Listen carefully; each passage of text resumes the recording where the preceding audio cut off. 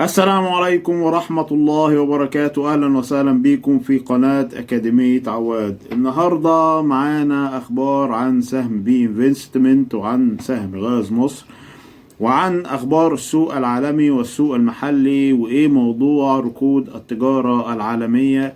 كل ده في حلقة النهاردة إن شاء الله، انتظروا معانا للآخر. هتشوفوا أخبار جديدة في تاريخ اليوم 16 أغسطس 2023.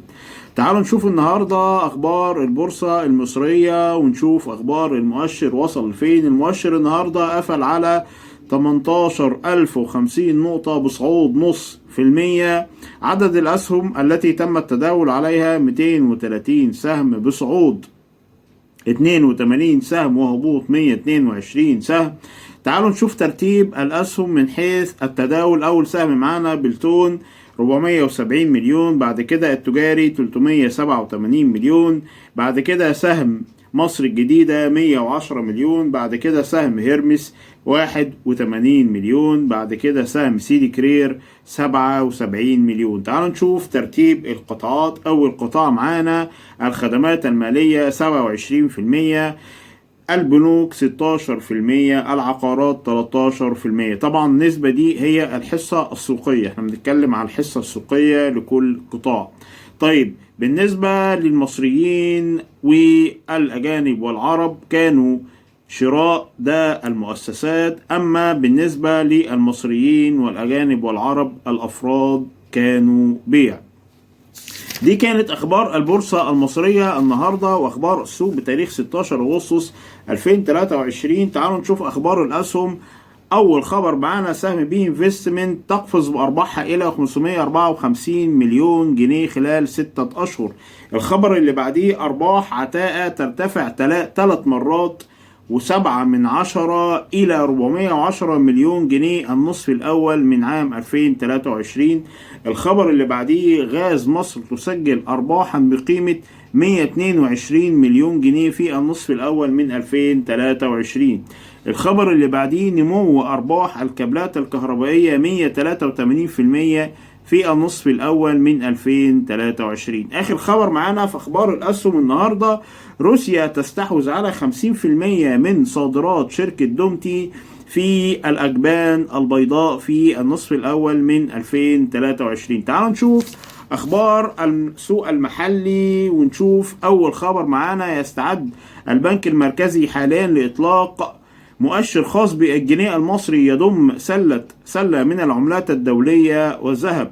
الخبر اللي بعديه ارتفاع أو انتهت شركة مصر للتأمينات الحياة من جميع استعدادات طرح 45% من أسهمها في البورصة المصرية.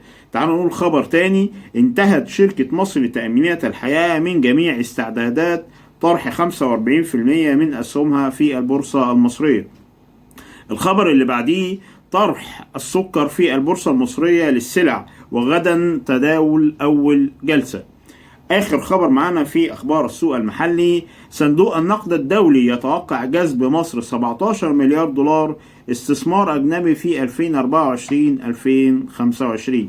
تعالوا نشوف الأخبار العالمية. أول خبر معانا جي بي مورجان يفقد 11 مليار دولار في يوم بسبب مخاوف التصنيف الائتماني. الخبر اللي بعديه مخاوف رفع الفائدة تفقد المعدن الأصفر بريقه، ويقصد بالمعدن الأصفر طبعا الذهب. الخبر اللي بعديه النفط يسجل أدنى مستوى في أسبوعين بسبب أزمات الصين.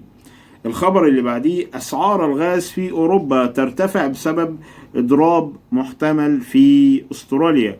الخبر اللي بعديه اتجاه ركود التجارة العالمية حيث سجل أكبر البلدان المصدرة في آسيا انخفاض كبير في الشحنات في شهر يونيو وشهر يوليو، حيث سجلت كوريا الجنوبية تراجعا 16% والصين 9% وسنغافورة 19% وفيتنام 15%.